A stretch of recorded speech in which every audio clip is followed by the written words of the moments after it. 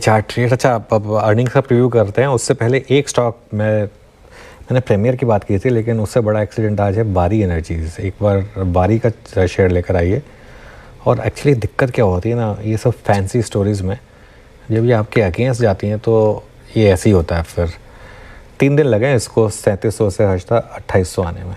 3 दिन पहले ये 3700 रुपये था और अब ये स्टॉक 3700 से गिरकर वापस 2800 पर, और आई थिंक वापस अपने लिस्टिंग डे लेवल पे पहुंच गया, जो लिस्टिंग डे का लेवल था। तो ये क्या होता है ना, इनमें अब हो सकता है आगे के लिए लॉन्ग टर्म स्टोरी अच्छी हो, लेकिन थोड़ा सा पिछले 3-4 दिन में बड़ा फॉल आया यहाँ पर। एक बड़ा झटका यहाँ पर इन सारी new listed specially solar energy वाली कंपनियों में लगता हुआ दिखाई दिया है। तो पहले 6 नवंबर को ये 3,740 रुपये और 75 पैसे की रिकॉर्ड हाई पर पहुंच गया था, यानी कि आईपीओ निवेशकों की पूंजी करीब 149% बढ़ी थी।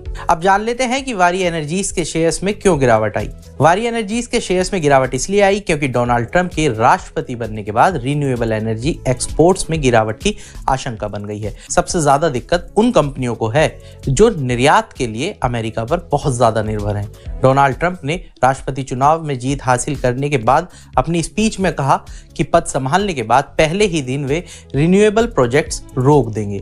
अभी कई बड़ी भारतीय कंपनियां अमेरिका को सोलर मॉड्यूल निर्यात करती हैं और डोनाल्ड ट्रंप की अमेरिका फर्स्ट की नीति से इन्हें दिक्कतें झेलनी पड़ सकती हैं, क्योंकि ये सोलर सेल का बड़ा हिस्सा चीन से आयात करती हैं। सबसे बड़ा सवाल कि निवेशकों को इसमें अब आगे क्या करना चाहिए। ब्रोकरेज फर्म एलारा कैपिटल के सीनियर एनालिस्ट रूपेश सांखे के मुताबिक डोनाल्ड ट्रंप के रुख से सोलर और रिन्यूएबल एनर्जी इक्विपमेंट के भारतीय निर्यातकों पर असर पड़ सकता है। हालांकि उनका यह भी कहना है कि शॉर्ट टर्म में असर कम हो सकता है, लेकिन मीडियम टर्म यानी 3 से 4 साल में इसका असर तगड़ा दिख सकता है।